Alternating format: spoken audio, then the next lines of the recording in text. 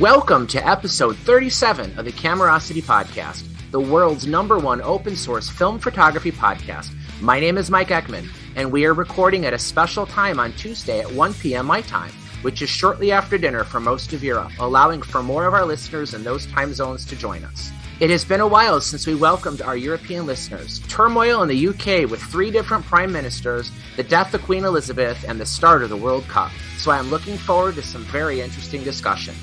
First up, from Janoub Stadium, watching his home country of Australia take on the French national football team, is our official Camerosity podcast World Cup correspondent, Theo Panagopoulos. Can you hear us, Theo? How are things looking for your Australian team? Sorry, Mike, the crowd noise is too high. I can barely hear you. The excitement here is absolutely amazing. They've just started the match, and France has already got first corner. So it's all happening over here. My only question for you is, do you have a beer? Oh, of course. Can't watch football without a beer. It's just a bit sneaky. Okay, make sure it's not alcoholic. Back here in the U.S., where excitement is a little more tempered, is our resident rocket man, Mr. Anthony Rue.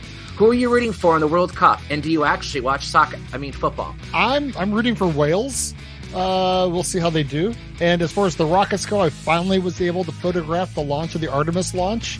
Although at 3 o'clock in the morning or 2 o'clock in the morning, it was a bit of a challenge, and I'm still waiting to develop some of the film. We'll see if I got anything at all, but it was a thrill to be there, even if I don't get any shots.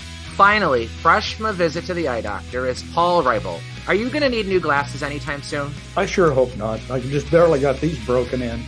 All right, we got a couple people in the waiting room, so let's open up the doors and see who we got.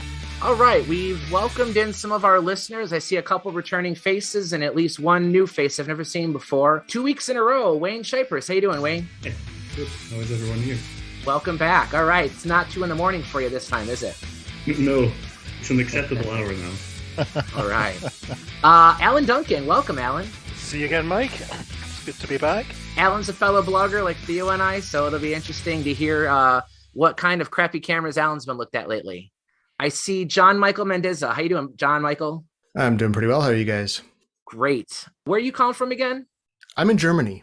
Germany. Okay, awesome. Yeah, you were on the last episode we did European time zones, so welcome back.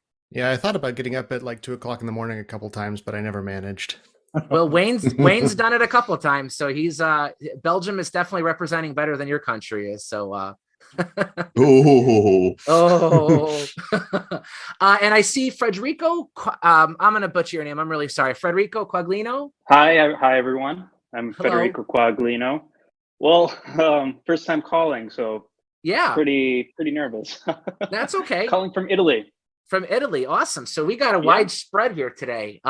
We got the UK, Belgium, Germany, Qatar, and Italy. So welcome to the show. I have to ask, Federico, what's the feeling in Italy with the World Cup going on at the moment that Italy have missed out? Don't do this to me. Come on. And then we have France playing now, so they've been our historical rivals. So I'm actually watching the game right now. They're playing my team. Oh yeah, it's true. They are. Could be worse. You could be Argentinian. Yes. It could be. Yeah, I saw the game. It was pretty hard. By default, I'll be a fan of Australia for now, since we have at least 2 people that want to see France lose. So go Australia. So have you listened to the show in the past? Yeah, I've been listening since Cocaine and Waffles. Oh, wow. Okay, so you're old school right from the very beginning. Yeah. Awesome. Well, cool. Welcome to the show. I'm glad we were able to get you on. We're going to have Steve Dowling should be here soon. He told me he's got to wrap up dinner time. So we'll get him on a little before. But before we do that, does anybody have anything they want to start us off with? Well, I had a question. I don't know if it's one we want to start off with. But let's go. Not? Let's start with a question. So I like shooting medium format with flash quite a bit. And I was thinking the other day, I'm looking for a good 35 millimeter camera to use flash with. All the ones that I have are old and they've got like a 30th of a second sync speed or something like that. So I'm looking for a 35 millimeter camera with a better sync speed. Okay, what 35 millimeter lenses do you have now? I've got some FD lenses. I've got some M42 lenses. I've got one Contax Yashica lens. Okay. And a couple of of LTM lenses. Okay, well, I'm gonna go a little awkward here. Nikon autofocus, so a cheap camera like an 8008 or an 8008S, and an SB24 flash. Okay. Okay, that combination is absolutely magic for a flash. The camera is the camera was one. It was actually Nikon's first of the really good autofocus bodies, and it was sturdy enough that we sold a lot of them to photojournalists and travel shooters and even wedding guys. And the cool thing about it is when you add it with the SB24 is you can pick up rear curtain sync. Oh, nice. Yeah, so you can drag your shutter speed and get the proper exposure. And the cool thing is that if you're doing any kind of fill flash, the shutter will hang to give you the proper ambient light exposure, and at the same time, the flash will give you the proper exposure for the flash. But it's a great combination, and I don't know how much they are in Germany, but in the U.S. you can pick up a great 8008S body for like $50. What's the F number model for those F801. ones? I think it's 801. Yep, F801. But that's just a really nice camera for use with a flash. The only downside to it is that it does take the Nikon mount lenses, whether you're in the AI mount or the AF mount. So you're into a different style of lenses. I was going to go with Paul on this one because the Nikon lighting system is quite well known. They invested a lot of money into that, all the way through the 801. I used to use it on the F5, and the F5, you'd have every single control in the world as well. So it really depends on, as Paul says, which lenses you wanted to go with, AF, etc. But that is one model I recommend. Sorry, I cut you off there, Paul. So I was going to say anything past the 801, the F90, the F5, any of those are great with for the flash sync. I probably would stay away from the cheaper ones like the N50 and the maybe the N70, but the 8008 is probably the best value you're going to find. I mean, it's just a nice camera. It uses AA batteries, which is also a cool thing. The one that I ended up grabbing yesterday was a Canon 300, an EOS 300, which is just a cheap one. But I was looking through my cameras and it had the fastest sync speed. I think it's a 90th of a second. And all my other ones are old, 60s, 70s cameras, so they were much slower. Yeah, well, the Nikons will sometimes some of them are 250. But, sorry to interrupt, guys. Australia just kicked the goal. We have to know that. or we all stand up and yell, "Goo!" Oh. Also happy because France beat us 4 years ago. So yes, they did. Yeah. So yes. So we talked last episode was our Minolta episode, and one thing that we spent a little bit of time on was the Minolta 9 series, the 9XI and the Maxim 9. And I seem to remember if you're looking for the fastest possible flash sync, that one does 1/300th of a second. So that's pretty fast. You'll get from a vertically traveling focal plane shutter. But if you really like fast flash speeds, to stop motion, you can't go wrong with any of the leaf shutter cameras, because they'll be able to X sync at all speeds. If I can interrupt, it looks like Stephen Dowling has cleared the Brexit queue at Dover, and they've allowed him into the under the A1. And he's too soon, Roo. Too soon. All right, welcome, Stephen. You, Theo. Wait a minute, Stephen. You're from the UK, but you sure don't talk like a UK person. What's going on? I live in the UK. I'm from New Zealand. Okay, he's a Kiwi. Yeah. How long have you been in the UK? 28 years. Awesome. Thereabouts. Yeah, a long time. Cool. Yeah, I'm really happy you're on the show.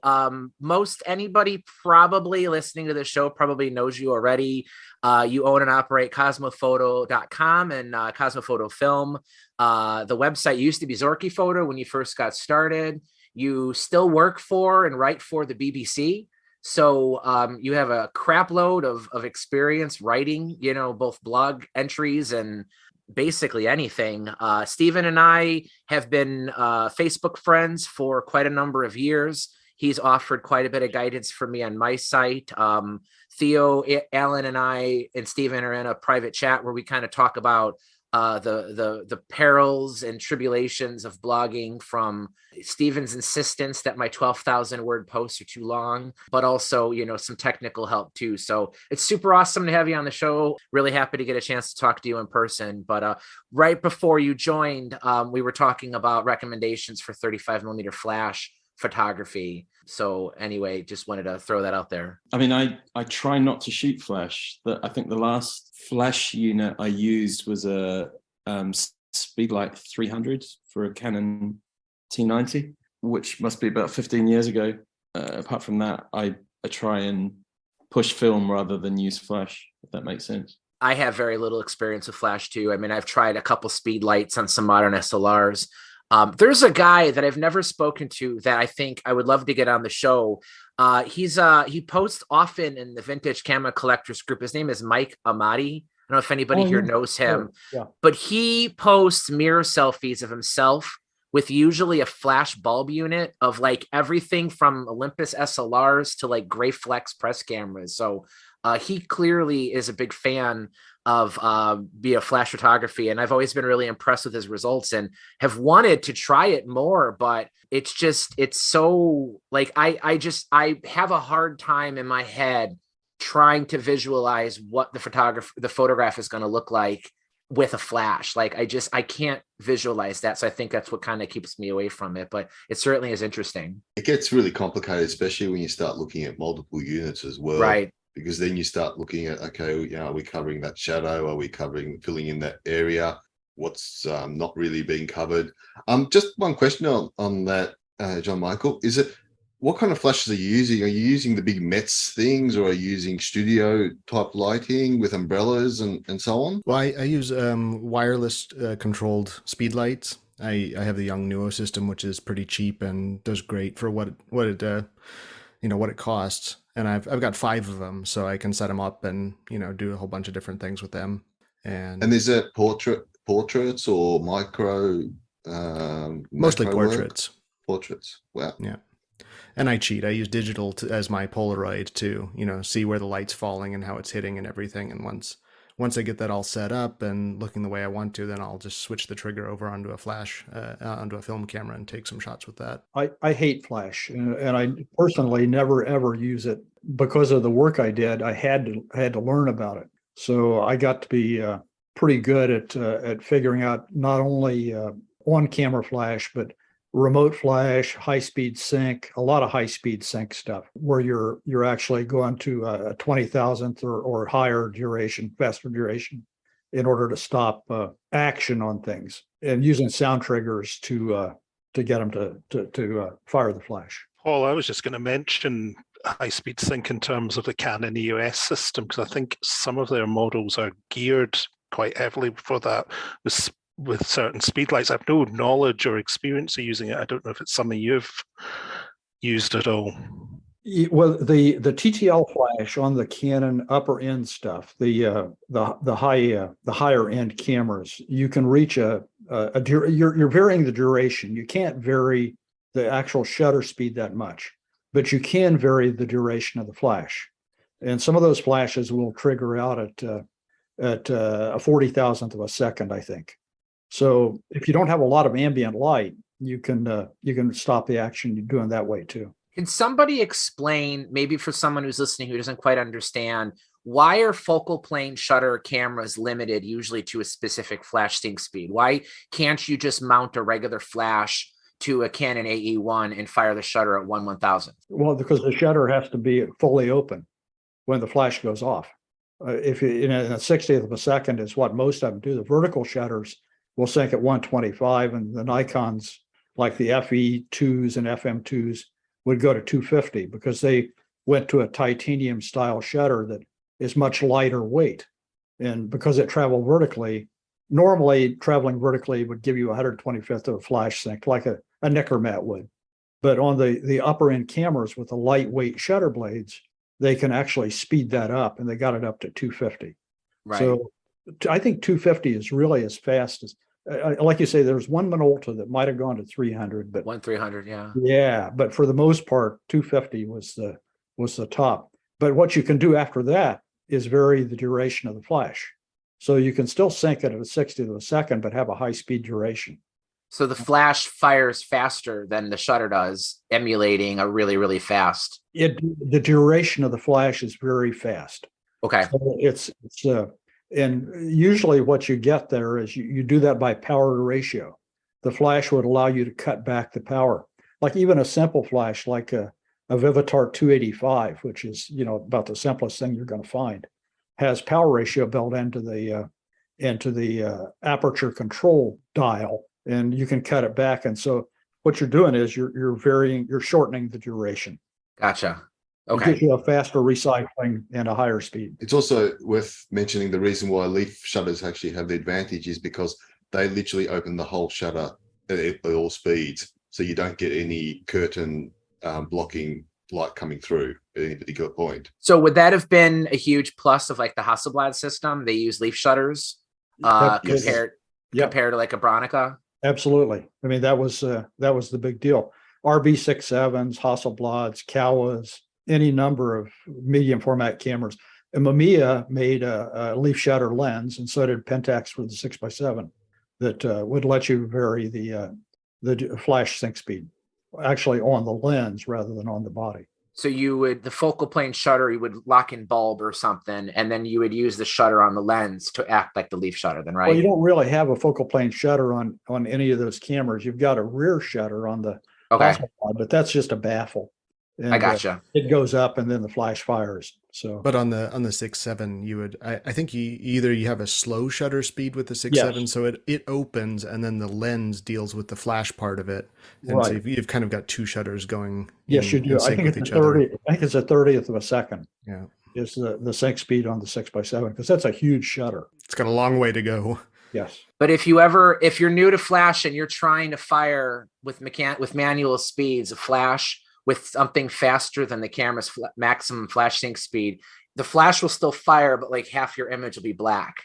And that's actually because, like Paul explained, on a focal plane shutter, anything faster than the flash sync speed, the second curtain starts to close before the first curtain is completed opening. So you're in essence exposing only a slit of light to the film, and if that's when the bulb goes off, that's all you'll see. So that's good to know, especially for someone who maybe has never done it before. Yeah, I'm currently borrowing a Pentax 6.7, and it came with with that 90 on it, and it was the first time I'd ever had a camera where I needed to read the manual on the lens before I could use the camera. I see John Michael held up a Olympus Pen SLR that has a rotary shutter. Do you know what's the flash sync on those? Do you know? Any speed. Any speed. Okay, so that's cool. Yeah. Yeah, I was looking into that because I just got that not too long ago, and I was wondering about it. I was like, oh, that might be interesting. And so that's one of the things in the manual is it says, like, because it has to turn anyways. I mean, it only goes up to, I think, a 300th is the top speed, but you can sync at all speeds with that. Definitely want to try that out at some point. I'm going to answer your original question of what 35 millimeters you try flash with. I'm going to go with the Olympus Pen FSLR. Aren't you losing then the half your frame anyway? Well, he didn't quantify frame size. Well, cool. That's awesome. We had a new person join while we were talking. Peter's iPad. Welcome, Peter's iPad. Hi. How you doing? I'm good, thank you. You want to introduce yourself? Yeah, my name's Peter. I'm from Essex, just outside London. Sitting in my dark room. I've just basically found you guys in the last month, so I'm catching up. Okay. I put something on the Facebook group about my A7 Minolta. It's got the shutter fault, aperture fault. And Theo said he's might have a solution for that. Oh, really? Because I have the same problem. What's the solution? I think it's Theo that said he might be able to help us with it. No, I think I said I can't help you much with that one, but you should join the show, and that way we can talk about it. Right. My understanding of that issue is that there's a ring in there that's made out of plastic that actually opens and closes, and it just cracks. And you physically have to replace that piece. And the only place to get other ones of those is from other Alpha series cameras. But one question that I have, and I've never found anybody who's truly an expert, maybe I should have asked Alex this in the last show, but I've heard that piece can be interchanged between the Maxim 7 and other alpha Minoltas, and I don't know if that's true or not. Are there other cameras that can be sourced from that maybe they're better built? Or I want to know if that part can be 3D printed. Maybe it's too fragile to be useful, but I have the same problem. If for anybody who doesn't know, with the Maxim 7, it's really common. Anything other than leaving the lens wide open, you'll get an error message and the camera just locks up because it can't physically stop down the lens. And it's like, so if you have an f1.7 and you even try to shoot at f2, that little bit, it just immediately locks up the camera. But as long as you leave it in like aperture priority and lock the aperture wide open, you can use the camera all day long, but it just physically can't stop it down, which is frustrating because those are such nice cameras. Yeah, if you turn it on and off as well, if you turn it on and off, I think, but you don't want to be doing that all the time, do you? Right, exactly. So no, I'm in the same boat you are. I have the exact same problem. In fact, I actually at one point was going to review that camera on my site, and I started writing it, and I couldn't get over the fact that I don't want to write a review on a camera that's like broken, let me rephrase. I've written many broken camera reviews, but that particular one, I felt like I should wait till I had a good working copy of. Because I've got all the lenses and that. I just got a Dynax 5. Yeah. Next to nothing. So I'll just use that, to be honest, if I decide to use autofocus camera. Well, if you listen to the last episode, we talked entirely about Minolta, and I threw my hat in the ring for the Maxim 600 SI or 650 SI. Yeah. If you can find one of those are really nice. I might buy one of those. I did listen to it. Yeah. Awesome. But for the 800 SI. There you go. That's the same one. What do you think of it? Do you think it's pretty nice, Wayne? I like the fact that you don't need to have the cards. Right. It's all built in. That's the, what do they call those control cards, Anthony? Is that what those are called? So Anthony has the 9, which uses the cards, and you're looking for the custom one that allows you to leave the leader out. Is that it? I have a bunch of custom functions. I can just program it to whatever I like. Yeah. I can leave the leader in or out, or I don't need a card. I picked up the card that you pointed out on eBay. So it arrived this week. Oh, cool. Yep. So now I'll be able to not have the film get sucked back up into the canister. Very cool. Into the roll. The stupidest thing that I had to buy a card just for that one function. Yeah. But, yeah. It's a Maxim 7. Is this what you were talking about, Mike? That's it. Yep. Yeah. Do you need one for parts? Because this is a parts, this came out of my parts department. It would only be useful to me if it's not broken. Because it's broken, but I don't remember what the problem is. I've had it for like 5 years or so. Do you have any alpha or Maxim lenses, the autofocus at all? Yeah, I got plenty of them. Put it on there and see if you can shoot it anything other than wide open. Okay. I was getting an error message of some kind, but I don't really remember what it was. I can almost guarantee you that's what it is because it's super common. Absolutely. When that happens, I mean, it's one of those things that, a manufacturer, when they build a camera, they don't know how it's going to work 20 years after they build it. And why should they? The materials that they use, work fine for as long as it's in warranty. I would be willing to bet that if you had a time machine and you went back 100 years and talked to Oscar Barnack, August Nagel, and said, did you know that 100 years from now, there's going to be people on this thing called the internet that are still trying to use these old cameras? They'd probably think you were crazy. Like, why would anybody do that? So while we've talked about they don't make things like they used to, and that's true, and things were built back then to last, which is true, I don't think anybody would have realistically said 100 years from now, this Retina or Leica or Contax or whatever is still going to be working or even in demand. So wouldn't they ask what the internet is first? Yeah, I know. It'd be hard to explain. We'll just say a church group or something.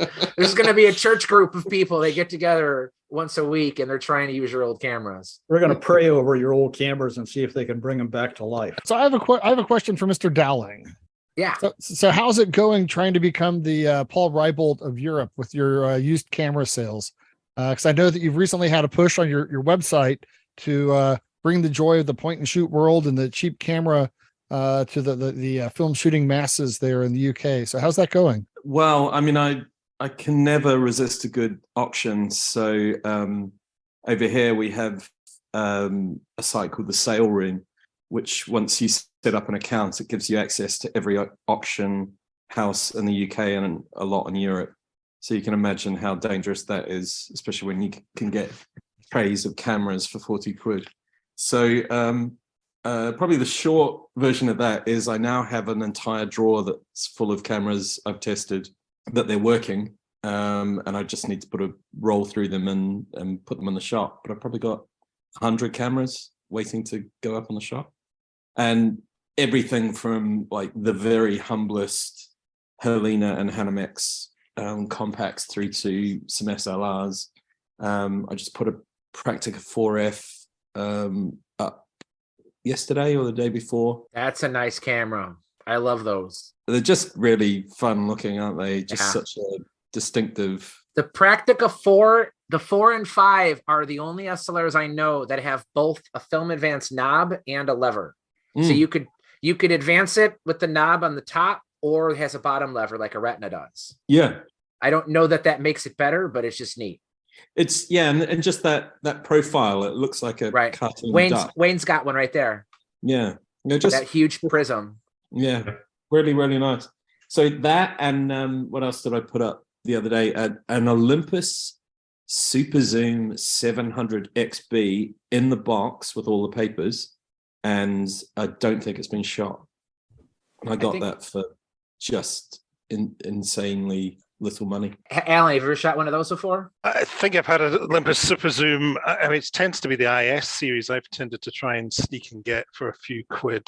They're, I think, I'm not quite sure what they're called in the US. Are they the I series in the US or the IS1s, IS3s, IS100s? There were. Yeah, so they're ones you actually come across on auction sites and actually in charity shops in the UK for £3-4, but yet are basically SLR fixed lens SLRs, which work really well and have good quality lenses. I have shot a few of the more basic super zooms, and they go from awful to reasonable. I'm not sure the one that Stephen's on about. That's not one I've tried. But it's one like that. It's got a sort of clamshell cover. I actually, when I came over to Europe in the mid-90s, I had an IS 3000 or something. It was before I really got into photography, and rather than buying the Nikon F3 with a suite of lenses that this guy on the newspaper I worked at was going to sell me, I bought an Olympus IS Zoom because I just thought, I just want the one camera, take everything with, which is obviously fairly ironic given the state of my camera cupboard these days. But I was just blown away by how good the lenses are on those IS. Shooting Farnborough Air Show and just getting like these absolutely like pin sharp pictures. Stephen, a lot of that had to do with the focus, because those cameras, the problem with a lot of the autofocus cameras, especially the small ones, they were not continuously autofocus. They were autofocused for particular ranges. So they were steps, weren't they? Yes, they were stepped. So if you were shooting something that was 7 feet away, the camera could be at a 6 foot distance. And it didn't really go exactly where it told you would. But the IS series, what they call the bridge cameras, they were continuously autofocus. So it would give you exactly where you had it centered, is where it was going to focus. Chinon Genesis, the IS1, and any of the IS series. Which one are you holding up there, Alan? One of the more mundane IS 1000. I think that's one of the later models, which I think is that the same as IS1 in the US? I think it was. Yeah. Yeah. John Michael has one too. One of my friends just bought one at a garage sale for $30, brand new in the box, with all the paperwork. And the sticker on the end of the box was from my store. I sold it in June of '96 for $399. It's too funny. Wow. Which one do you have, John Michael? I have Graham Jago's IS 1000. It was his cheap shots cameras for years, and he pawned it off on me then at some of the cheap shot challenge thing. So that was my prize. I haven't used it yet though. It seems to work, but I haven't dared to put a roll through it yet. They're ugly as sin, but they're really, really, really good cameras. Talking about ugly as sin compacts, because I did a sort of top 10 list, the last refuge of the blogger with Creative Block. I did a sort of list of 10 quirkiest compact cameras earlier this year, which got quite a lot of traffic. And the Chinon Genesis was one of those that was just on the cusp of putting in, because man, that's one ugly camera. Was it as ugly as the Canon Futura though? The Canon Futura looked like Looks like a pop can. Yeah, Like a beer can with a back end on it. Oh, is that what did they call it? The Apoca in Yes, I think they did. Yes, yeah. The Apoca's the same camera in the Yeah. I put that in the list because that's also a camera only a mother could love, I think. Well, it was a terrible camera. The film jammed up in them because of the way the film transport worked, and it was not uncommon at all to have to take it into the darkroom and cut the film off and try to get it out of the camera. I've only seen pictures of those. I've never seen one in person. Isn't the lens cap also the flash? Yes. Yeah. That's bizarre. So Stephen, of your shop though, I'm curious to find out like sales trends as to what's hot right now. Are they the Olympus trips, or is it the Soviet cameras? Is it the point and shoots? Where's the market right now in the UK? Just off what I've sold, I haven't really put any Soviet cameras on yet, not because it hurt me to sell them, or not because they're all broken, but just I've been mostly concentrating on the compacts. But any time I've had an Olympus Trip 35, if it's still there 48 hours after listing it, it's pretty rare. Those things just sell and sell and sell. They're fun. So I'm always looking out for Trip 35s. And it's a camera that I've never shot. I've never so much as held a Trip 35. It is a really good camera for what it was expected to do. It was that sort of first like idiot-proof compact, which was like, 2 speeds, cartoons and the viewfinder to help you get the range. An Olympus 40mm lens, which is absolutely beautiful. I'm gonna have to make a package deal, Anthony. I got a spare F3. I have a spare Trip. You have. I'm gonna keep finding stuff for you. What our listeners couldn't see is that as soon as Stephen mentioned the Olympus Trip, 2/3 of the people in the chat held up their Olympus Trips to their cameras to taunt me with them. Yeah. Almost the same thing happened with that Olympus Super Zoom. Like half the people, John Michael had it like instantly. Like there's no way he could have known we were going to bring it up, and he just like reached out off frame and brought it in. Well, the good thing is that all my cameras are right up above my screen here, so it's all very easy to reach. There was a period of these episodes we recorded when I was remodeling the basement where my whole collection was in totes. Like I had access to nothing, but now I got almost everything at arm's reach. So that's nice too. But yeah, the Trip is really, really nice. It's called the Trip literally because it was like the vacation camera.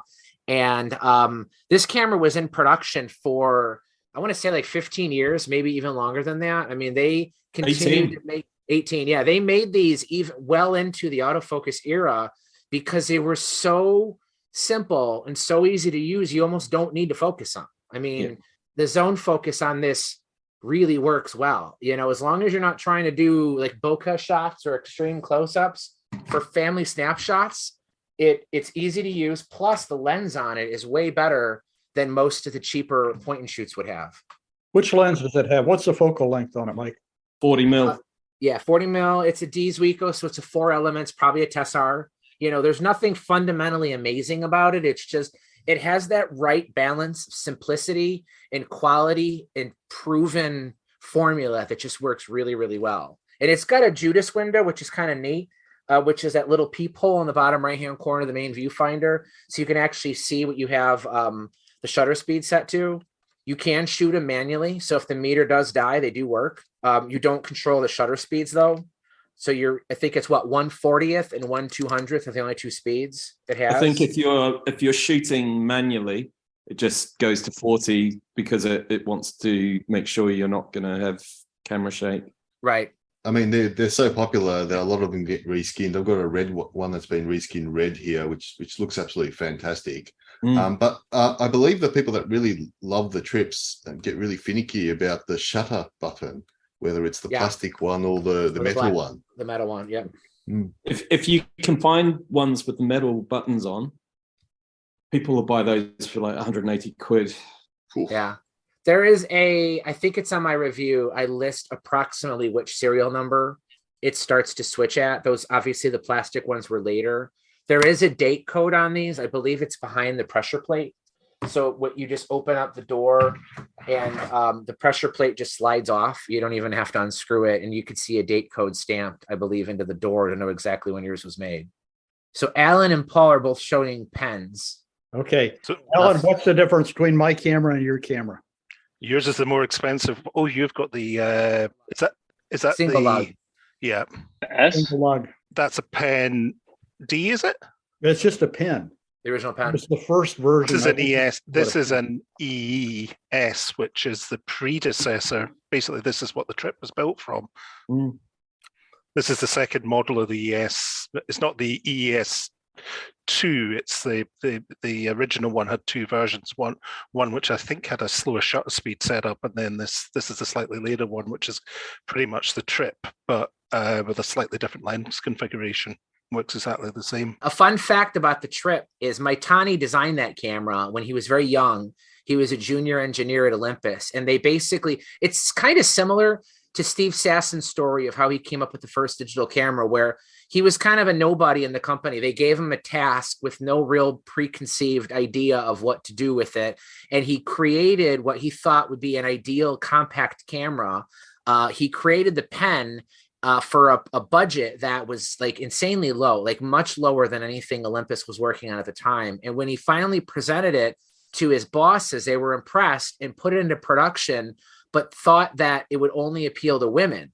And they didn't want to be known as this is an old way of thinking, but they didn't want to be made as or known as a maker of cheap cameras. So they actually outsourced construction of the original pen to some other company. I don't remember offhand who it is, but Olympus did not make the original pens. But it so quickly became extraordinarily popular that they couldn't keep up with the demand for them. And Olympus they kind of ate crow and said, oh, okay, we'll make them now. So there are subtle differences. And I don't remember. We have a new guest, Mike Litwin, joined, and he's holding up a book there. Yeah, welcome, Mike. Hi, welcome, guys. Couple of books. But all right. Back to what you're saying, Mike. So if you're a collector, the earliest, I think there's two versions of the single lug like Paul has. And I don't know exactly how to tell the difference, but if you have a single lug, and what I mean by lug is the neck strap, most of them have them on each side. But if you have a single lug Olympus pen, and it's the one made by the company that's not Olympus, they're worth a fortune to collectors. So they're very, very collectible because people want that original kind that was made by this other company. And there are differences. I just offhand don't remember what they are. These cameras were most popular by small police departments because they used them for mugshots. You know, it's a vertical half frame, right? And you get a lot of shots to a roll of film. And so police departments, you'll see a lot of these with property tags on them in the US. And usually they were just used in the jail. I mean, they were never taken out in the field. So generally they're in pretty good condition. Just bad karma. Yeah. You know, it's ironic stuff. I'm a massive fanatic for half frame photography, and I've also never shot a Pen F. I mean, a pen. I've got an F and I've got an FT, and I've got, 7 other brands with half frames, but I've never shot an original pen. I haven't either. Didn't you do a lot of shooting when you came to Europe and around the fall of the wall? I was using an Agate 18. Yeah. Which I've never shot with. Oh, they punch way above their class. And they're cheapo plastic and literally were made as a children's camera. Yet they've got a wonderful glass. I think it's an Industar lens on it. Yeah, it's a glass. It's a 4-element Industar glass lens and a basically 100% plastic camera. Yeah, and when I came back, I actually had a complete gallery show of nothing but shots that I shot with that camera. Wow. And nobody would have known that it was a toy camera. It really does produce a quality a negative. Well, I mean the Smyrna compacts that Lomo made in their tens and tens of millions. The lens on that, especially the last, well, not the last, but one of the last major models, the Smyrna symbol.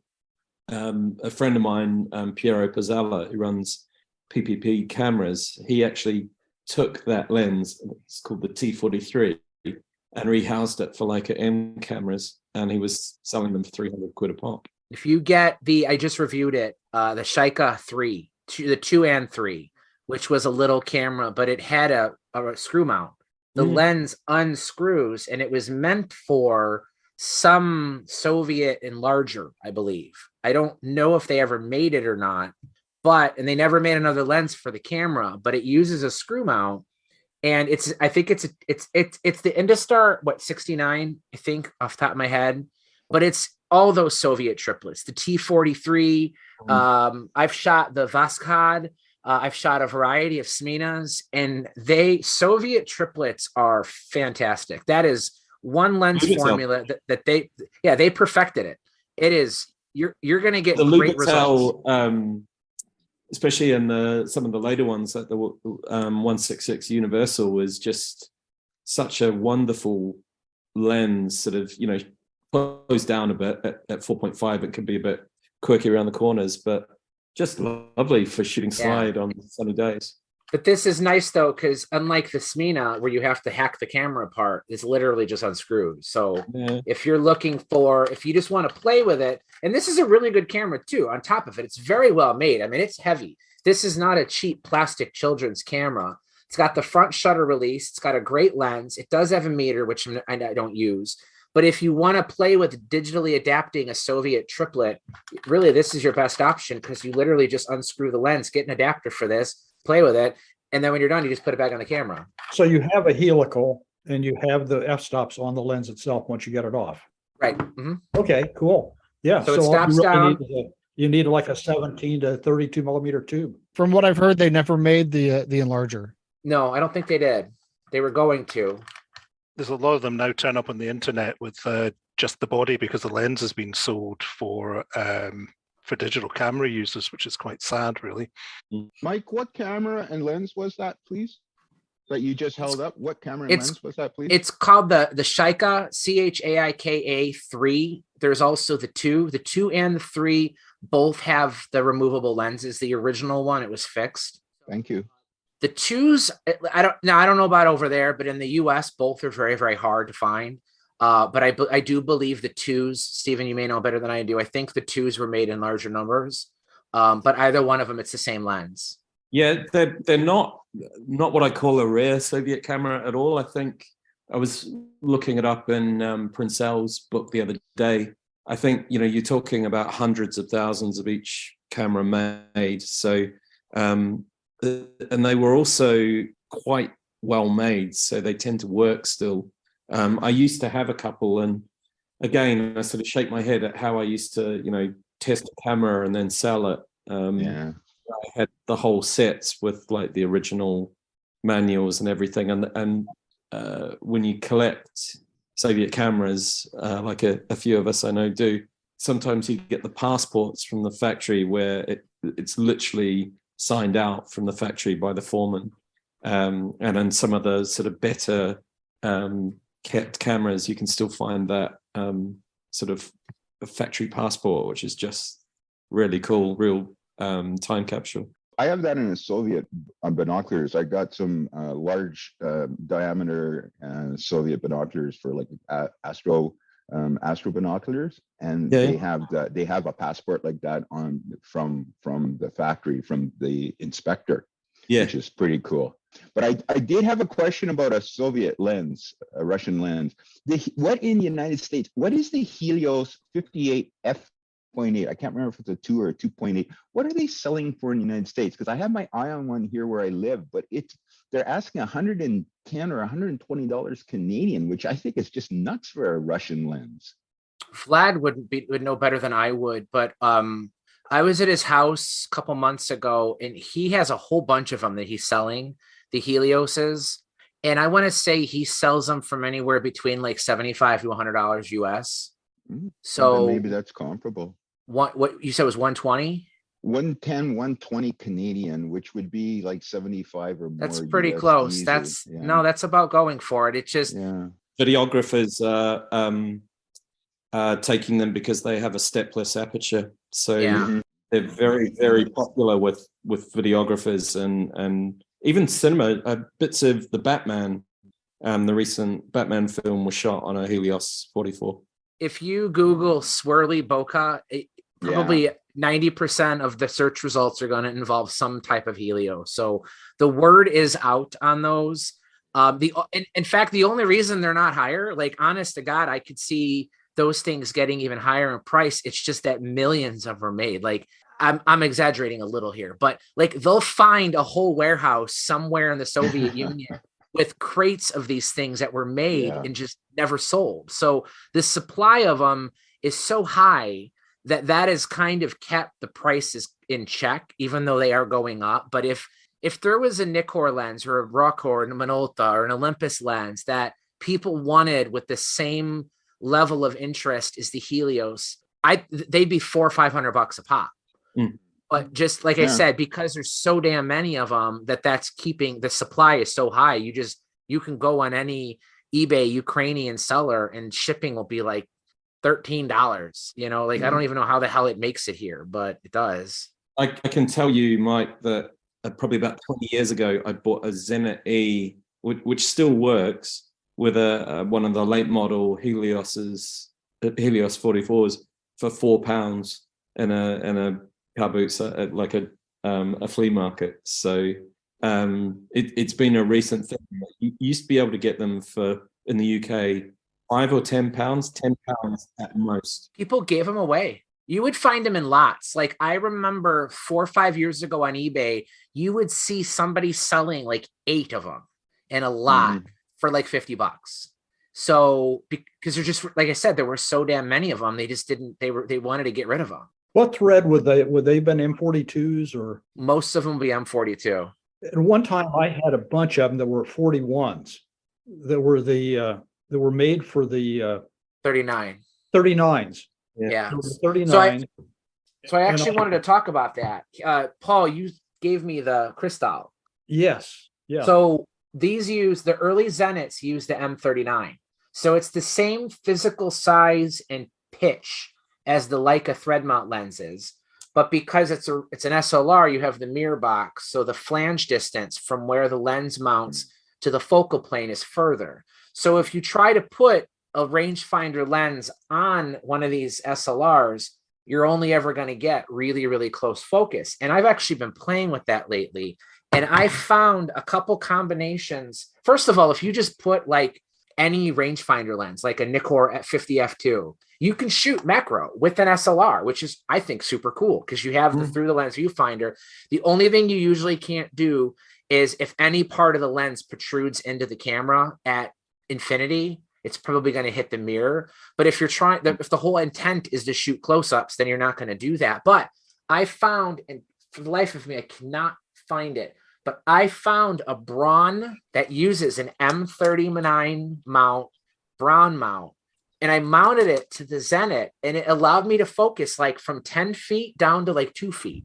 So it's like that kind of happy medium. It won't hit infinity, but it's not as ridiculously macro as putting a rangefinder lens on it would be. So the Cristal I would not recommend because they don't have the best reliability. But if you can find an early Zenit 3, I believe even the Zenit E's, the early ones, were made with the M39 mount.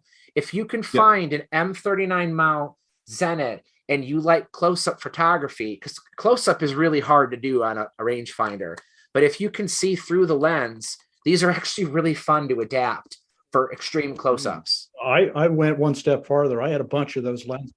I bought 39 to 42 millimeter adapter rings. Yeah.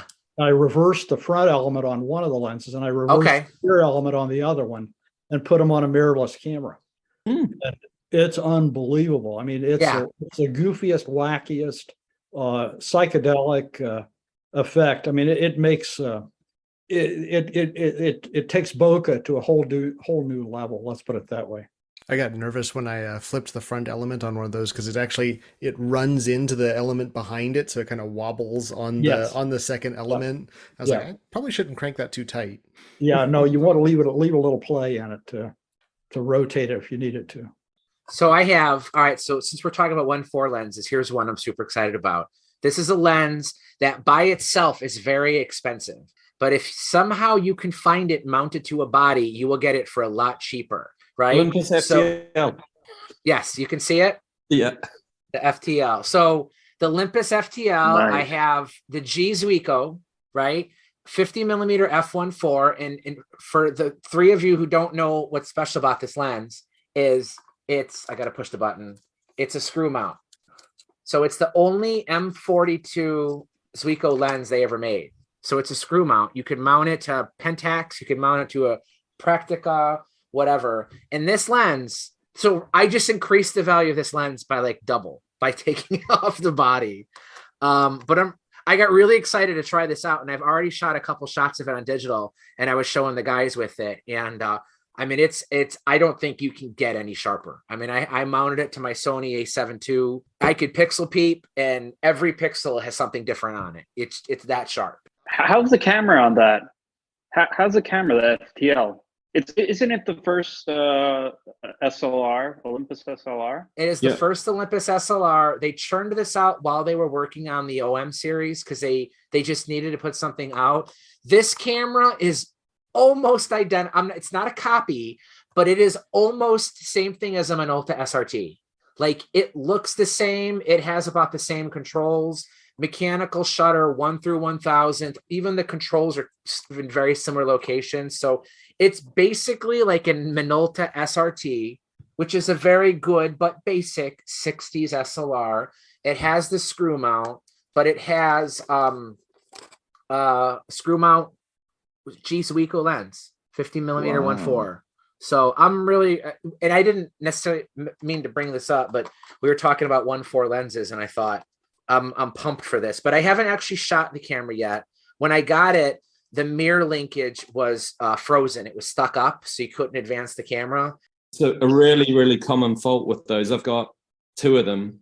One I got last week or a couple of weeks ago, and it has that very common problem. Take the base plate off.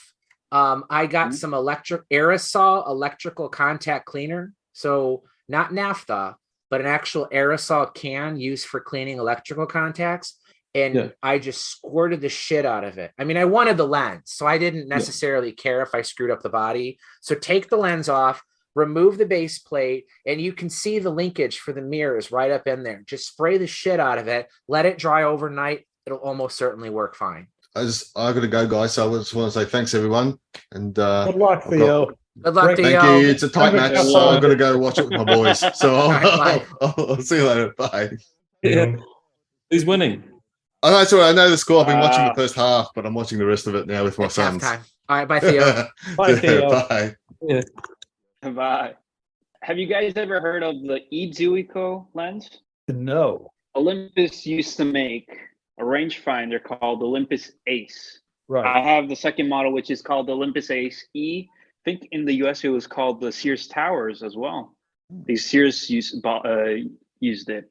And unfortunately, mine is broken. If you can see, an element has lens blade has broken in, and I can never find a replacement because they're very rare to find. Is the blade actually broken, or is it just out of its holder? Yeah, it's literally broken. Yeah, I brought it out 3 years ago. I went to live in Hong Kong, and I brought it with me. And the day I arrived in Hong Kong, it broke. And I haven't used it since, and I can't find any lens for it. I couldn't find it in Hong Kong. And it's such a really, really good camera. They're really hard to find. I don't know if people saw it, but there was the guy who wrote the sort of amazing Bioffice Olympus site, John Foster, is it? He died recently. And basically one of the auction houses in the UK put his collection, or have started to sell his collection, and he had an Ace with about 4 different lenses because there were other lenses made for it, and that's incredibly rare. I picked up one really luckily for about £40 because nobody else. I did the same, €100, same thing. I didn't even know what it was when I bought it 4 years ago, and I was like, well, it looks nice, it works, great. Yeah, it's in the pile to shoot because it's working perfectly. A friend of mine in Australia had basically tipped me off, Brett Rogers, and said, if you ever find one of these, buy it because they're one of the best rangefinders ever made. It was amazing. I haven't been using it for like 4 years. No, not 3 years now. So but it's there. You Well, I might hope you be can able find to. a donor lens. Yeah, that's the problem. I can't find. You can probably find in Japan the camera plus lens, but you can't find the lens. You might be able to at least get that blade taken out, so you could shoot it wide open at least. Because it's, I mean, the way it's broken down is blocking the whole lens, so you can't really get anything. So you might be able, if you take it apart, you might be able to get that blade out at least, and then you're stuck wide open, but you could at least use it wide open. Funny, the story behind it was I saw that the blade was kind of like breaking, so I brought it in a shop in Hong Kong, and he was just using it a little bit, and he broke it, and he's like, "Okay, here, have it."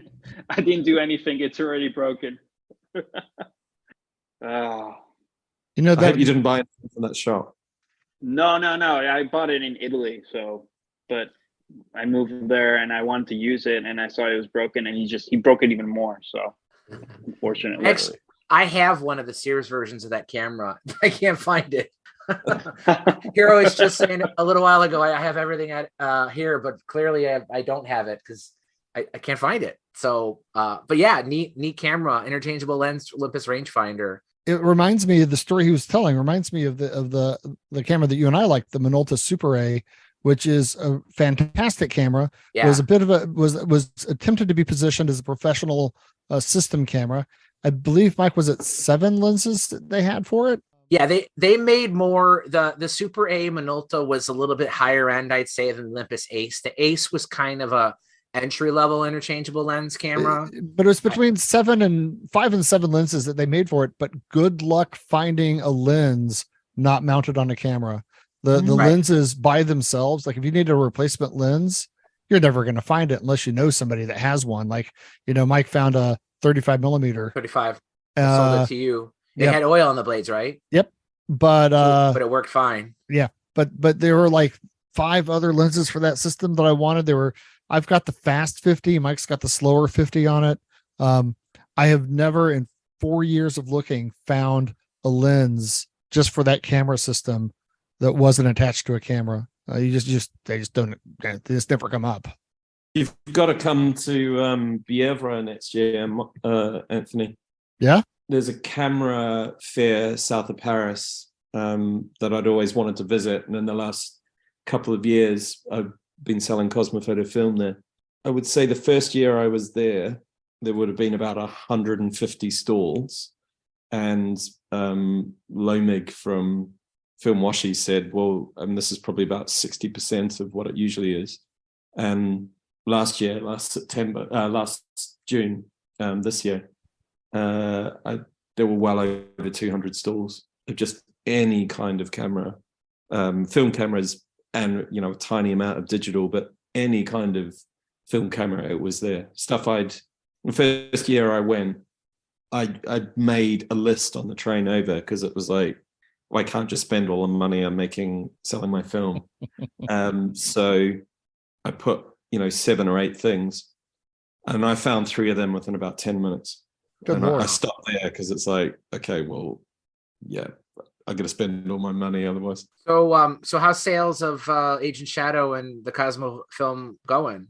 Agent Shadow has been steady. I made 12,000 rolls in June, May and June, and that included the stuff for the Kickstarter. Thank you to anyone who supported the Kickstarter. And those 12,000 rolls sold out by about September.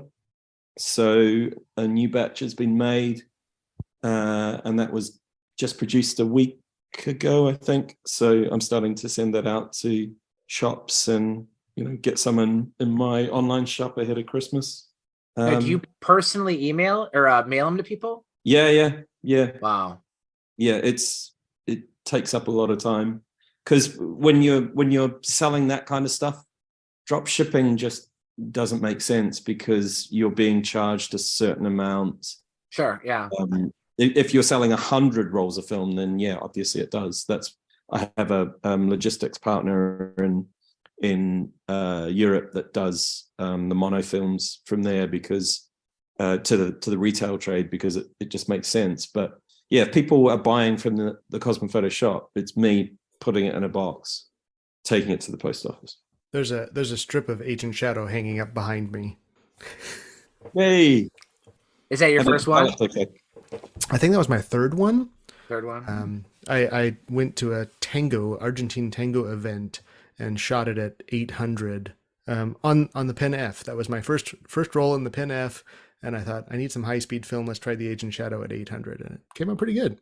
Well, please do a post for the blog. I'd love everyone who's shooting it to put some pics up there. I know Mr. Rue has recently shot a historic event on Agent Shadow. Well, he thought he shot a historic event. Oh no! Shadow. I was shooting with the MX, and it's got this stupid little pegs that you have to put the film through on the spindle to wind it on. And it was 2:00 in the morning, and I was standing out in Mosquito Lagoon on the Manatee viewing platform, and I thought I had it on, and I loaded it on, and then I thought, well, I'm just going to clip this and develop this because I really want to see the rocket launch on the Agent Shadow. And I look in there, and yeah, it never advanced to the first frame. It slipped right out of the spindle. It's easily done. Years ago, I went back in the day when the record industry had stupid money. I was flown back from the UK to New Zealand to review a gig for a Sunday newspaper. And the bands, it was Neil Finn from Crowded House got a band together, and they did 5 nights in Auckland. And the band included Johnny Marr of the Smiths, Eddie Vedder, and two of Radiohead. I borrowed my friend's Nikon F3, which I had never used before, shot a roll of film, and it hadn't taken up on the spool. They didn't send you back for the chills? I've seen the chills many a time. But well, at least I had 4 other cameras with me, so hopefully I've got 3 other that I'm fairly certain that I got it loaded correctly in the Contax ST, and I had the Zeiss 300 millimeter lens, and I had the slowest film in that, and it turns out that damn rocket was so bright that I'm not even sure that if I'd gotten anything, because I had loaded up the Agent Shadow at 1600, and I think that it would have just completely bloomed. I don't think that I would have been able to discern anything, because I was not prepared, because I was so close. I was close enough to the rocket launch that I actually could feel the heat as it went up. I was as close as was humanly possible, unless you were like a NASA staff person. So how far, like physically, was it? Physically, 7 miles. 7 miles, and you could still feel the heat. Wow. Yeah, and you could certainly, you felt the rumble in your chest before you could hear it. It was, and also because of where we were, they weren't going to let any of the viewing happen where the arc of the rocket went over in case it exploded. There was so much propellant that they were afraid of, incinerating all the people that would normally have been at Playa Linda Beach. So I was literally like 2 miles from that spot, and it was funny because it was this like kind of a secret viewing area, and I was there with all these SpaceX engineers who wanted to see it go. Did they give you any Twitter goss? Previously, this is my 3rd attempt to see it go, and previously they were just jeering every time it didn't go. They were like, "Oh, SpaceX would never have had these problems. SpaceX is perfect." SpaceX, and of course now this one went off, and they were just like, "Holy crap!" Because I've seen the Falcon Heavy lift for the last crew launch, and this is just a magnitude bigger than that. I mean, I'd seen when I was 6 or 7, my parents took me to see the last Saturn launch, and this was comparable to that, if not bigger.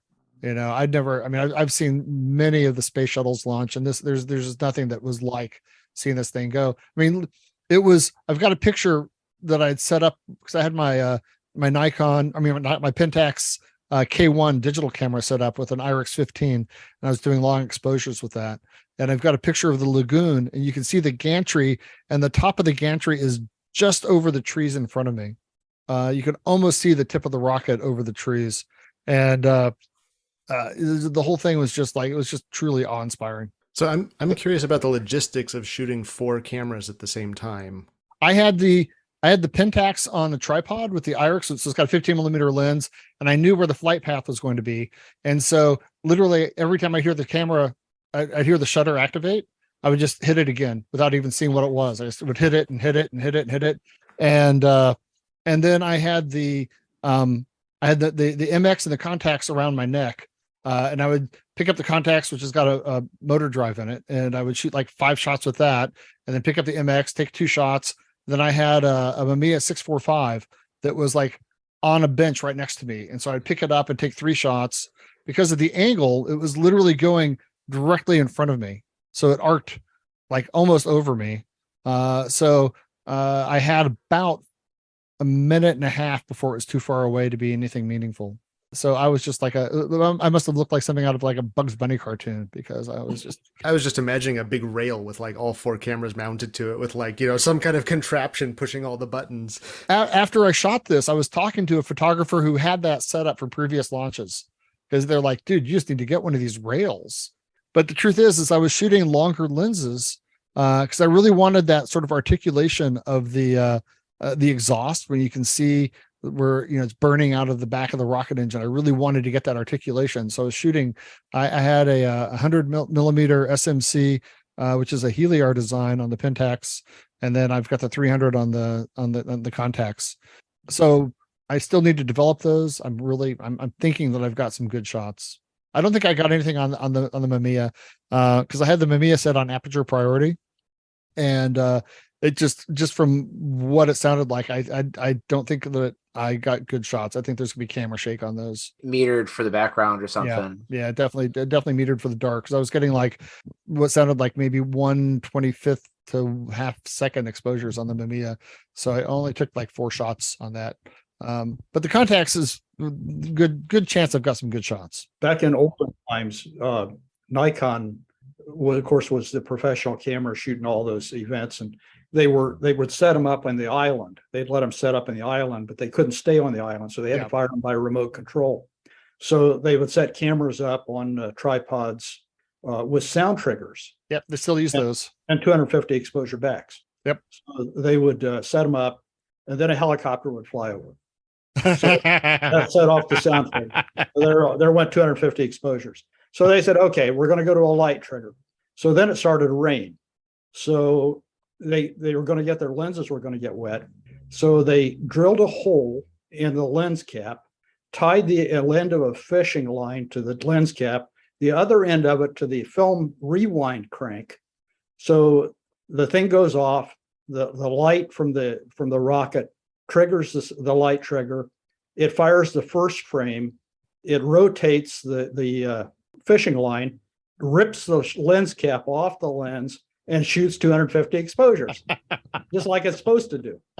That's cool. It won't help you now, but if you, Anthony, go to my site, Kepler's Vault 97. I share an article from June 1961. Modern Photography actually wrote an article called Rocket Photography. And it's all about what photographers had to go through, probably stories similar to like what Paul said, of ways that they had to go through to actually capture these images. It mentions a rocket called the Juno 3, which exploded right after launch, that they were able to capture pictures of. So if you like reading what had to be done even back then, it's a really cool glimpse into the past. Well, the other thing is that it was the temperature was cool enough that at 1:50 in the morning when it went off, it was right at the dew point. And they started the countdown again because they had a hold, and they started it at T-10, and at T-4 I look over and my K1 is completely soaking wet. There's water beaded up across the top of the camera. It's water sealed, so I didn't think about it. And I thought I better check that IRIX 15 lens. And I look over and it's completely frosted over with dew. I feel sorry for those people that set up those remote cameras, because I don't think they anticipated these weather conditions. So I'm frantically with the Zeiss wipe trying to get the water off of my lens, and then a piece of flannel trying to dry it off. And I dried it off like with 3 seconds to go before the launch. So you were fighting darkness, humidity, moisture, and weren't there manatees that were trying to assault you too? There were manatee. I was at a manatee observation platform, and they're just like right in front of us. But we were in a place called Mosquito Lagoon, and I think I paid with a pint of blood. Because it's just like you could just literally just wipe your arms and just look down and there'd just be blood on your fingers from all of the mosquitoes. So there's a little bit of a discomfort, but man, I tell you, when that thing went off, it was like somebody turned on the lights in the middle of a football pitch. It was as bright as day. You could have read a book. I mean, it was casting shadows. It was something to see. You need to get the BBC to send you over for one of these launches. I'm afraid I'm not high enough up the totem pole to be sent over to a NASA launch. But, well, with the name like Kosmo Foto, you should try Russia.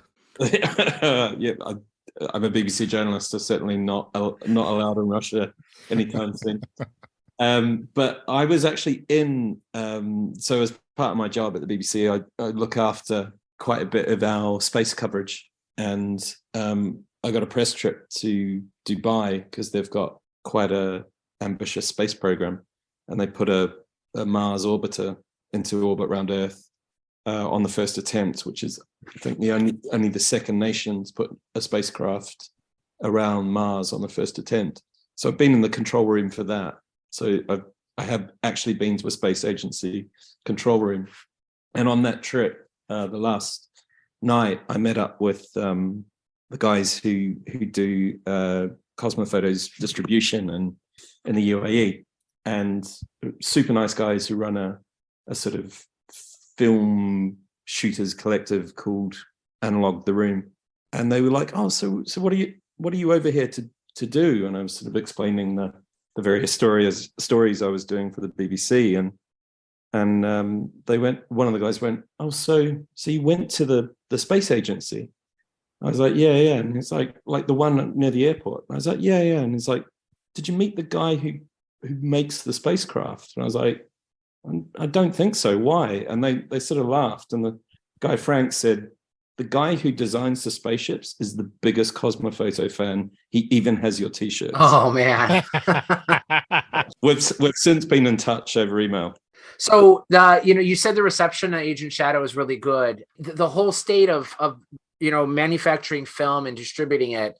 You said you do a lot of this yourself and everything, but are there any trends that you're seeing, like where the direction of the industry is going, or can we hope to see more emulsions like yours, maybe some color, anything like that on the horizon? I mean, obviously I'm a rebrander at the moment, because if you want to make a film, the last time I checked, for a black and white film, it was about £100,000 to do the R&D work.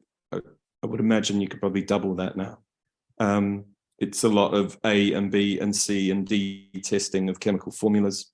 They might check 50 different variations before they reach the one you want. Color is probably 10 times that amount to get a color film out. A new color film recipe, you could spend £2 million and maybe you get one, maybe. So that idea of completely new emulsions, I think, is, I mean, if the upward growth keeps continuing, people might do it. Kodak might decide to bring out new films, but I think more likely is just people reformulating existing emulsions and getting rid of some of the toxic crap that was in them, which is exactly what Kodak did with the Ektachrome. They basically took Ektachrome 100G, which was the fine grained version, and just literally took that recipe apart and took stuff that was too toxic for current environmental regulations, took that out, and then did that A, B, C, D, E testing, and it cost millions of dollars. So for a question for the group, not necessarily Stephen, but for those of you who do shoot color, are you finding yourself like shying away from it? Are you shooting more black and white, or are you just paying through the nose of what the current asking prices are for color? I mean, color is ridiculously hard to find in the UK and in Europe, especially for Kodak film. I would hope it's slightly easier in the States and Canada, but from what I hear, it's almost equally difficult.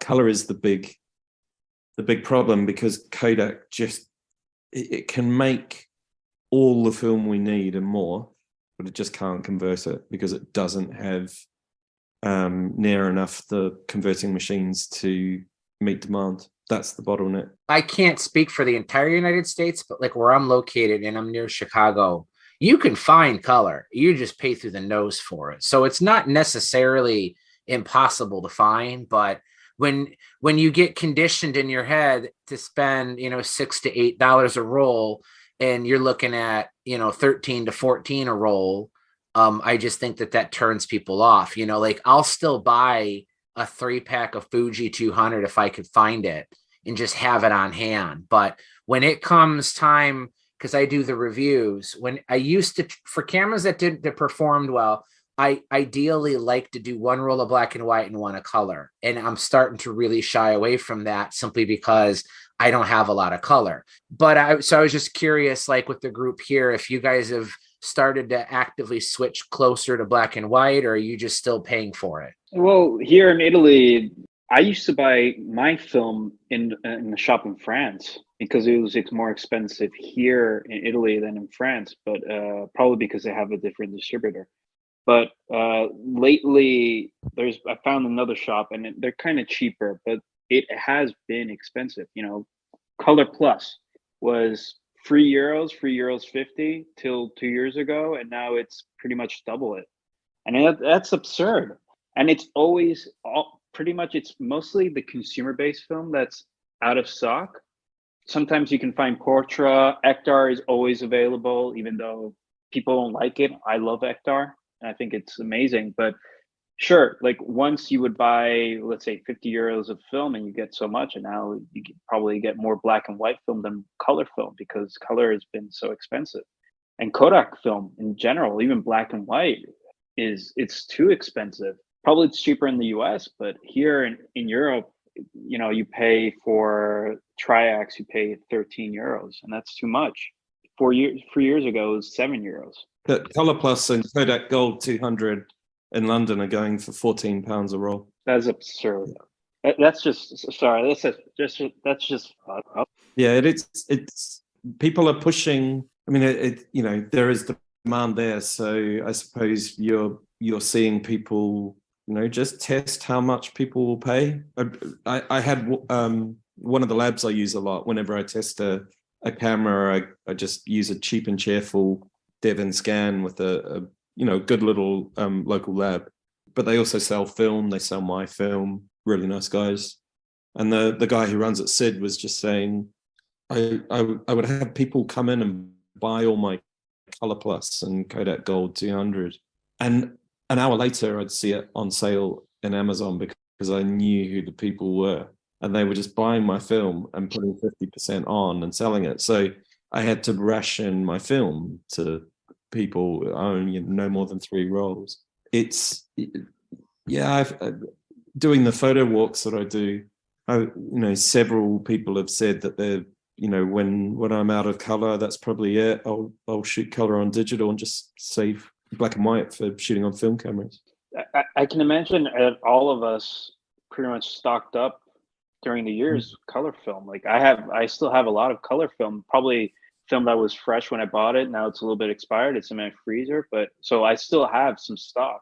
I buy color film time to time, but it's not a priority anymore. Yeah. It's not like, black and white is nicer. And right. Plus, now it's winter, so it's going to be dark, and color film during, right. This time of in winter, it's pretty much useless. So black and white is the best option. I live 1 hour away from Ferragna Film. Ferragna Film is in the town called Cairo Montenotti, which is an hour and a half away from me because I live in Turin. And I hope they could be the solution, the light at the end of the tunnel. I hope they can help out with color film. They've been struggling. Italy has been struggling. And I can imagine that the Italian government hasn't been so kind to them during lockdown in the past years. But I hope that Ferragna can come out. It's not only for, pride and because I'm Italian, so they're Italian. So, but let's hope they can come out with some film. I'm looking at, so I'm just used because I'm in the US. So I'm looking at Adorama.com, which is a very big photography related online reseller in the United States, and a single roll of Fujicolor Superia 400 color is $14.99 US. Ektar 100, a single roll, is $15.99. You know, so I mean, if I wanted it, I could get it, but $15 plus I got to pay shipping, you know, and usually sales tax, you know, you're coming up to, I mean, maybe if I were to buy some, I'd probably add a few to my cart, but you know, you're looking at $17, $18 US for a single roll of film. Yeah. And if I really, really needed to shoot color for a special occasion, I would do it. But when I'm just picking up a pack set, you know, some random camera just for the purposes of testing, you know, unfortunately, I'm kind of down to black and white on a lot of them, which I don't necessarily mind, because like you mentioned, it's winter. Same here, you know, in the area of the country I'm in, it's already super gray out. You know, I mean, even if I loaded up a camera with color, I'm going to get some pretty uninspiring shots. Whereas I just feel like I can get better use out of black and white this time of year anyway. But you know, it's disconcerting. I mean, it's disappointing. I wish that this problem didn't exist, but I can't say that it wasn't predictable. I mean, at some point, I think film in general, just at some point, it's just not going to be made. Like, do you honestly think in 100 years from now, there's still going to be color or black and white film? Like, at what point does our hobby officially die? You know, I hope not. But you know, it's just a sign of the times. You know, the digital revolution caused a downturn in film usage. Yeah, we've seen this resurgence, but the environmental concerns, the economic concerns, COVID, there's just so many things working against our hobby being affordable, which is sad. But so I think the environmental concerns are oddly one of the least things to worry about, because film is no longer being made in the quantities it was, that it's really not that much of a problem. Yeah, you know, some of the chemicals are pretty shitty, and it would be great if you could, you know, make them from plants. But you know, Kodak used to own its own silver mines, and it also used to own its own farms to you know, full of cattle to produce the gelatin.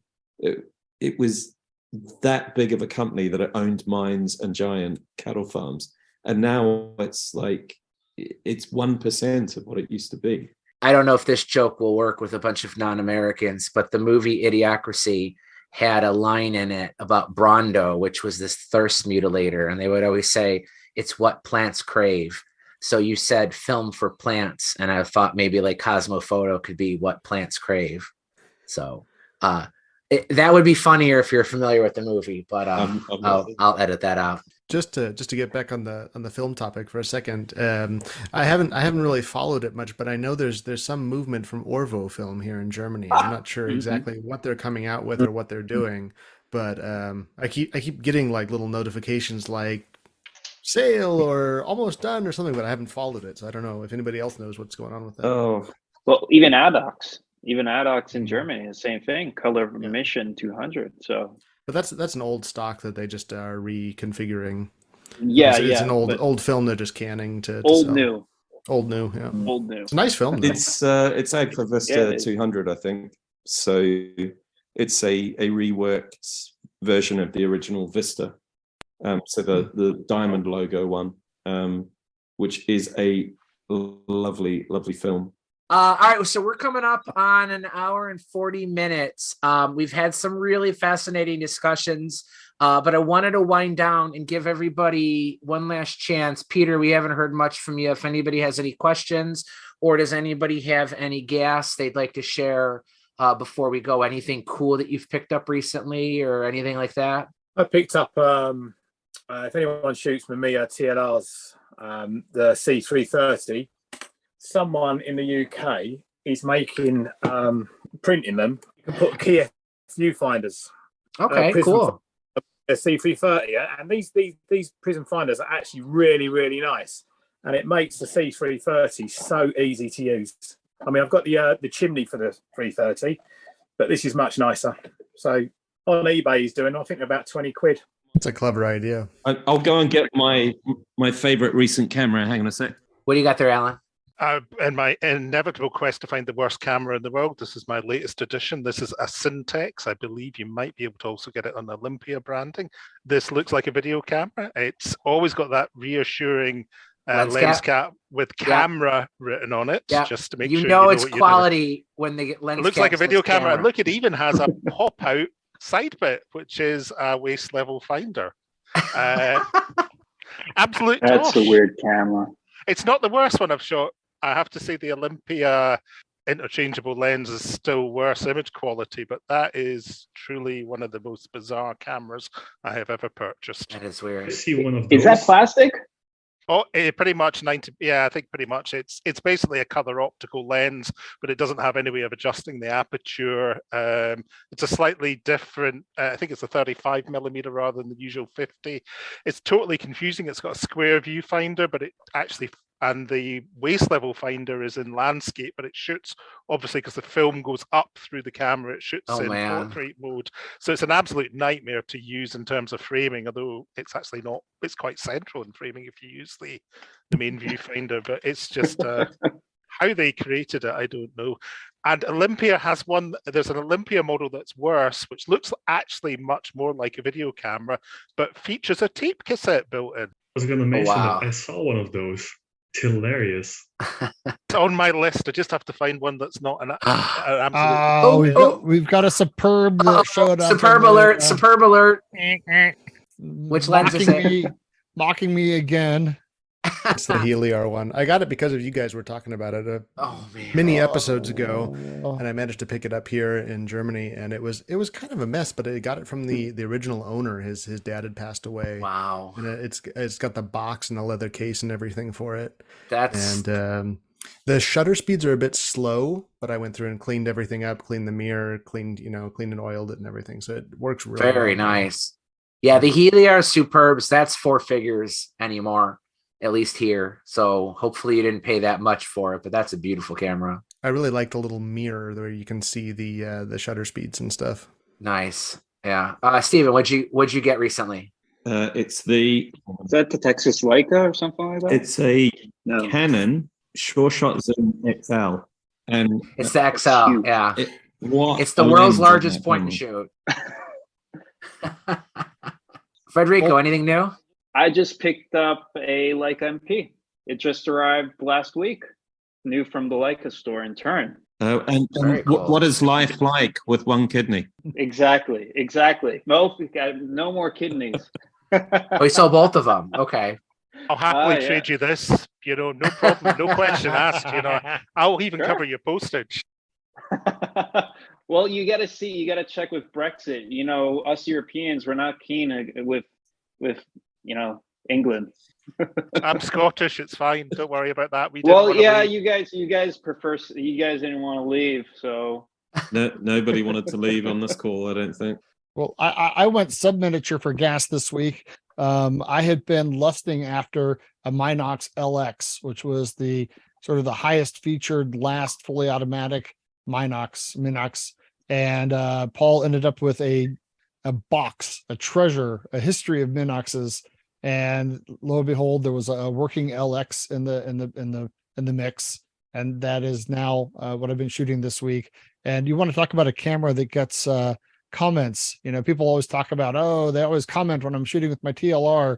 Pull out a Minox, and suddenly you're James Bond. And everybody wants to know, what the hell is that you're shooting? Oh, wow. Yeah. It's not new to me. I already talked about my Olympus FTL, but since we're doing a Euro show, I'm going to have a review of this bad boy pretty soon here. This is an Ensign Selfix 820 special. Yeah. It's a 6x9 rangefinder folding camera. Very, very nice shape. It's got a somewhat fast f3.8 105 millimeter Ross London lens. It's got a leaf shutter from 1 to 250. It's an uncoupled rangefinder. So I look through the viewfinder and I see a traditional combined incident rangefinder image, but you have to turn this dial on the top to get the distance, and then whatever it says, then you manually transfer that to the lens. So it's not coupled. But I don't know how common Ensign cameras are over there, but I'm pretty excited to have shot this one. And my test images, they do show some pretty significant vignetting near the corners. but for the most part, every other part of the image is very, very sharp. I picked up one of my best auction purchases was a completely working Ensign Commando I got for 30 quid. I really want to get one of those. Those things are pretty. It's just such a beautiful camera. Yeah, they're impossible to find here. Yeah. I mean, they're probably uncommon for you too, but I've never seen one for sale in the US. I've only seen about 4 or 5 in the flesh, and this one is, I mean, it's a bit beat up and dusty, but everything's working. It's light tight. I haven't put a roll through it, but I think it's going to be my folding camera of choice next year if I can wrench myself away from the Iskra, which is probably my favorite medium format camera. Wayne, got anything new since last week or 2 weeks ago? Since Frederico mentioned the Texas Leica, okay. Paul, Paul's got a big lens. My third Aero Ektar. Oh, that's a big piece of glass. 178 millimeter f2.5. That I don't understand. I mean, they have a mystique. They do produce unbelievable backgrounds, but for some reason they're just they're hitting way out of what the ballpark is on them. I mean, those lenses are selling for between $900 and $1,300. Are you going to adapt that to your Sony? No, but I did get it. Does have a Jolo lens board on it, so it'll mount directly to any speed graphic. It has no shutter, so you've got to use it on a speed graphic. But the weird thing about them is they were rare earth lenses. They were either thorium or LAK9 glass, and they had a tendency toward element separation. This one has it. It doesn't have any effect on the image, but it does on the value. What else did you have there, Wayne? I'm currently shooting this strange Velta Belmira. The Belmira, yep. Those are pretty. Yeah. It's got the most extreme right viewfinder I've ever seen. Like they couldn't physically move that viewfinder to the side more. If you're a right eye shooter, that's like the paradise camera for you. Margaret Thatcher's camera. Margaret Thatcher had one of those? No, I just put extreme right as you could get. Oh, okay. That's went over my head. Oh well. Tough crowd. Thumb and fuzz is really awkward as well. You have to. It requires a lot of force because you don't have the lever advantage. So he's describing the film advance as it's like on a track on the back of the camera from left to right instead of a lever. That's kind of peculiar. Interesting. I've never seen one of those before. John Michael's showing it's an early 10X. Yeah, Texona. It's got kind of a similar thing. You have to. There's a little button here on the side that crunches down around the lens, and that's the film advance, and that's the shutter release. And then I saw Frederico had a Super Iconta 530A. 531. It's 531. My great grandfather's. Oh, yeah, very pretty. It's my, and it's I think it's a pre-war because it's a Tessar 35 millimeter Zeiss Opton. It still works. It still works. Excellent. It doesn't have no holes or anything. My great grandfather's. All right. Post-war. I don't know. Zeiss Opton is the later Zeiss. Okay. It looks like everybody else had a chance to share their stuff. Wanted to say thanks to all you guys for coming. It's great to see some fresh faces, some faces I haven't seen in a while. Like we keep saying, we like to do these European time show episodes every once in a while to try and get people who don't otherwise get a chance to join. We're going to record our next show in 2 weeks on Monday, December 5th. It'll be at our regular time. We don't have anything specifically planned or scheduled or anything like that. It'll just be the usual slate of things that we're going to discuss. But as always, the topics and discussions on the Camerosity podcast are determined by you. Those of you who join us help steer our discussions into interesting directions that we maybe didn't predict before we started talking. So I wanted to say thanks to everybody for coming. It's great to have you guys on the show, and we'll see you next time. So have a good night. Thanks for having me. Bye, everybody. Thanks, everybody. Bye. Thank you.